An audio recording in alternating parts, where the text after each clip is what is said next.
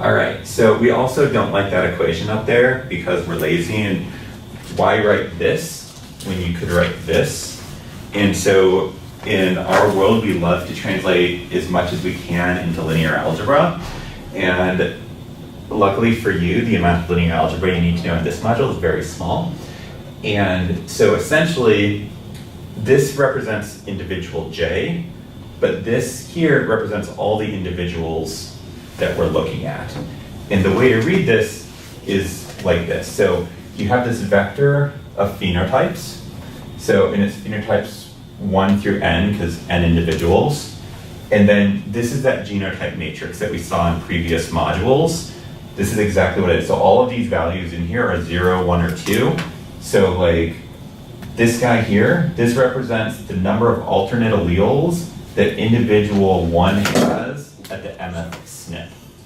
Whereas like this guy here is the number of alternate alleles that individual n has at, this is supposed to be a 2. Yeah, my bad, at the second SNP. Yeah, forget about this one.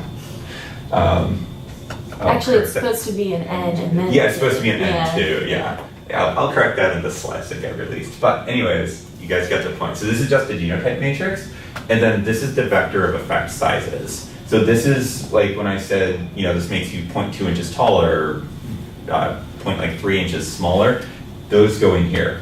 And how matrix math works like this is in order to actually like compute this, you would take this vector and you would multiply it down by rows. So in order to get y1, you would take b1 and g1 and multiply them together, and you would take b2 and g2 and multiply them together, so on and so forth, and then bm with g1m, multiply them together, and then you would take all those products and sum them together.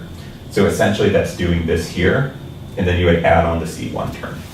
So for individual like 2, you would take this vector and you would multiply it across here, then add e2 on. So your y vector will have n number of like individuals, and each one of those values will be your phenotype estimate for that person. Yeah. So if you want to put some actual numbers, at least in the b vector here. So yeah, so you could have like 0.2 times this for y1, 0 times the next one, negative 0.05 for m. So when you look at this beta vector, one thing I want to put out now is this module is on complex phenotypes, and what I'm showing here is the true model. So I put this in quotes because I'm defining this as true. In reality, no genetics or phenotypes works like this, just never, ever.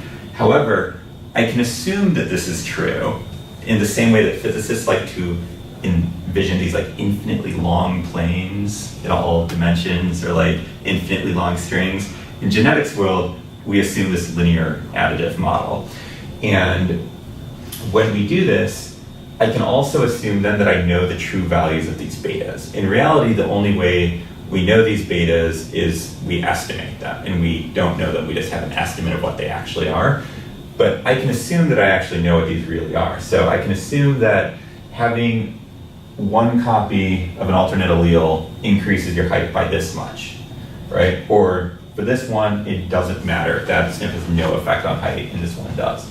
So some terminology you will hear is these guys here, if the beta is non-zero, sometimes people will call that, again, in our assumed true model, they can call that a true effect, or a true causal, or a causal variant. All these things essentially just mean that the effect size is non-zero. And then if it is 0, we just say it has no effect, essentially. And people hate these terms, because if you say, like, Don't say causal. Don't say causal.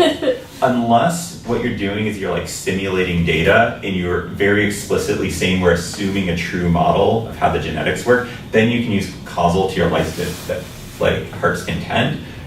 But but when you work with real data, never say something's causal because of linkage. Like, let's say that this SNP and some SNP down here are in perfect LD, right? So that means that statistically I might estimate a 0.2 here, but for this other one I also might estimate a 0.2. But it could be that the true effect of this one down here is actually 0, and so I observe it not as 0, but its true effect is 0 because statistically you can't tell the difference. And that's why we hate the terms causal. But when you do hear the terms causal, it means they're assuming that there is a true non-zero effect on whatever phenotype you're looking Well, at. it can mean that. It can mean that. There's a lot of things it can mean. All right.